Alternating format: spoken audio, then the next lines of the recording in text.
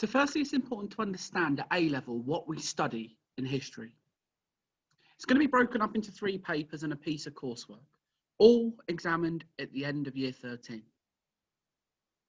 The first paper we look at is Britain in the years 1785 to 1870. This is worth 30% of the A level, and basically it's about how Britain becomes the country we know today. So how did the vote change from rich aristocrats to all men?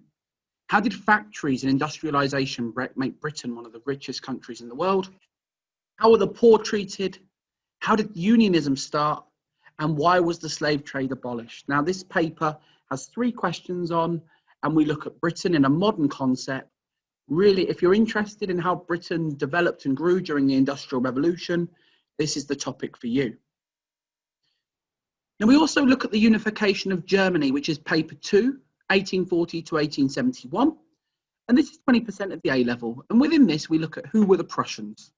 How did Germany go from a load of different states to become a unified country?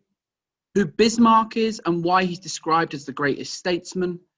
And what are the political ideologies of nationalism and liberalism? This paper links very much to paper 1, especially the ideas of nationalism and the concept of democracy, which we look at in a bit more detail over both papers. So after year 12, you then go into year 13, which we look at Russia from 1855 to 1991. This is worth 30% of your A level, and we basically look at how Russia went from a medieval empire to a modern state that could defeat Hitler. We start at Alexander II, the man who freed the peasants, but how much of a modernizer was he? We then take it to Nicholas II, the ruler who survived 1 revolution only to fall in October 1917. Nikita Khrushchev, ruler of the USSR after Stalin. Mikhail Gorbachev, the ruler who tried to modernize communism but actually broke the country. And then we look at the life of a serf, a peasant in Russia, over a 100-year period, just looking at how miserable was their life.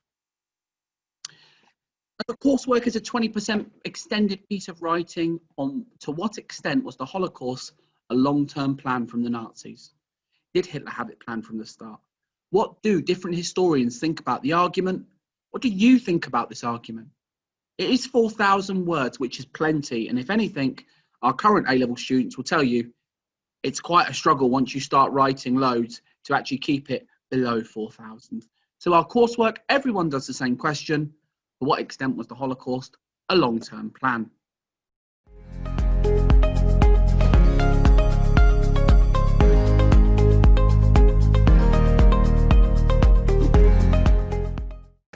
What skills have you developed by taking A-level history? I've mainly developed essay writing skills and some stuff with source questions, but it's very similar to GCSE history. Okay, what have you enjoyed about A-level history? I've enjoyed all of the topics so far, but especially learning about all of the individuals which played a part in democracy. Thank you. And if you were to give advice to Year 11, why would you choose A-level? Why should Year 11 choose A-level history? Well, all of the teachers are really supportive, just like you would get in GCSE, and it also helps you in other subjects, which you might need all of your writing. Right, Rhiannon, what do you enjoy about A-level history? It gives me a break from my very hardcore science subjects, and I can learn new things, new ways. Cool. Obviously, you did it at GCSE, so what skills have you developed during A-level history that have helped you? Definitely planning skills, because of the essays, you have to make sure you know what you're going to say before you say it. Good, thank you. In regards to the topics that you do, what's the favourite topic you do and interest that you have within A-level history?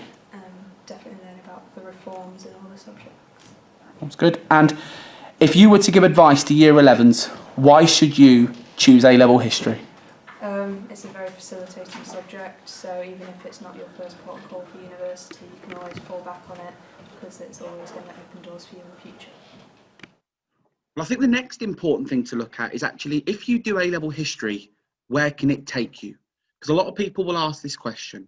I'm learning about the past. What impact is it going to have on my future? Well, firstly, I think it's important you know what skills you learn. So during the A-level, you learn skills that develop your cross-curricular understanding, your cross-curricular skills.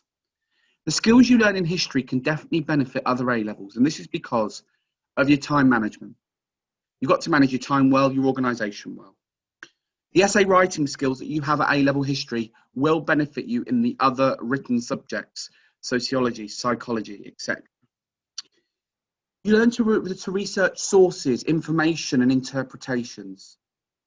Take information and build an analytical argument, which could help you with a range of career options when you leave sixth form. Develop a viewpoint on many historical events, so you have the power to develop a viewpoint on different events and why they happened. Multitasking, definitely, that's A-level. And making links across subjects. So the reason we choose our A-level is because my course links very well to Mr. Simpson's, and then ours links very well to Mrs. Matthews. But also, we look at things such as the Industrial Revolution, which could link to certain reading that you may do in English. And also some of the viewpoints that we look at, you look at reasons behind it, the methods that people use, could link to other subjects. Now, again, people ask me, well, sir, why would I do history? I can only be a teacher. That's not the case. History is a facilitating subject. So universities look very highly at history A-level. You can go into journalism, you can go into law. Yes, you can go into teaching and lecturing and inspire the world of tomorrow, you know, like myself, Mr. and Mrs. Matthews. You can go into careers in sociology, psychology. You can look at careers in the police. Because of the amount of paperwork that the police have, you know, that's really going to benefit you if you do history, because you are used to juggling so many different things at one time. And then you can also go and work in museums and archive work. But that's only a snapshot of where you can go. History can take you places, and by starting at A-level, even if you don't go on and do it at university, it's something that can help you for the future due to the range of skills that we can offer.